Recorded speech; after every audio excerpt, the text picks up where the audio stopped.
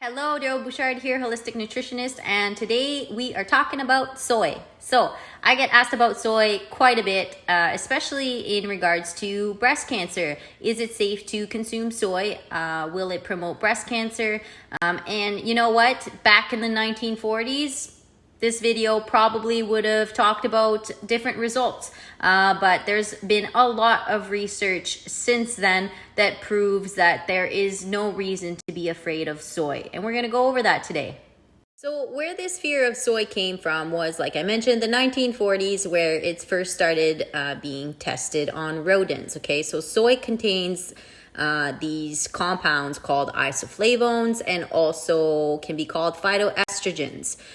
So yes, they have estrogen-like effects, and yes, they bind to estrogen receptors, but that's all the information that we had back then. So back then, it was safe to assume, okay, high estrogen within the body leads to possibly breast cancer or enhancing breast cancer susceptibility. So therefore, consuming products that are high in estrogen or estrogen-like behavior foods equals risk of breast cancer.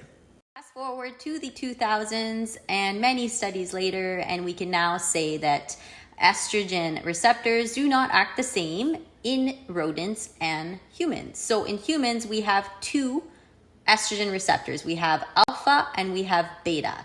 And in a meta-analysis of 8 studies where they studied women and soy consumption, they actually found a reduction in risk of breast cancer by 29%.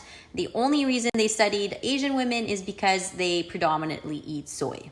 You're probably wondering, wow, that's great, but how and why did this happen? I'm going to explain it to you. So, as I mentioned, we have two estrogen receptors, alpha and beta. So alpha are kind of like the problem child, okay? They like to promote cancerous cell growth.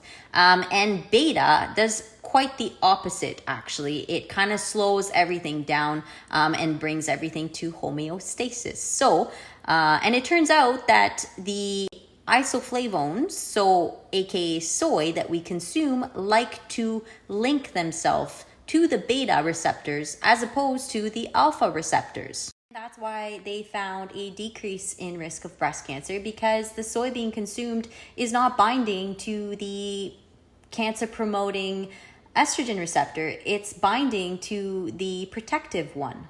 Very important to note that these findings were conducted on women who consume non-GMO organic soy products. Okay, so I'm talking about miso, tempeh, tofu, edamame beans. I am not talking about soy protein isolate.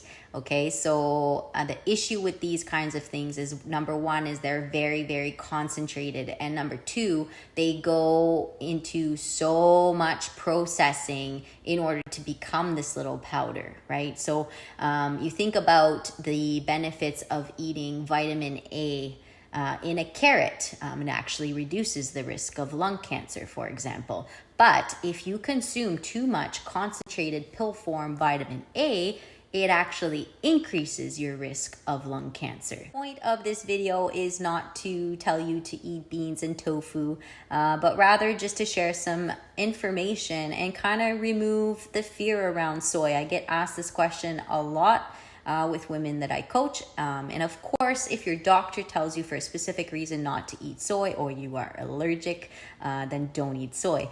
If you're looking to include soy in your diet, I personally would recommend that you stick to organic, non-GMO sources, and trust your whole foods. Most of the time, when we try to trick Mother Nature, it kindly reminds us that we are not that smart.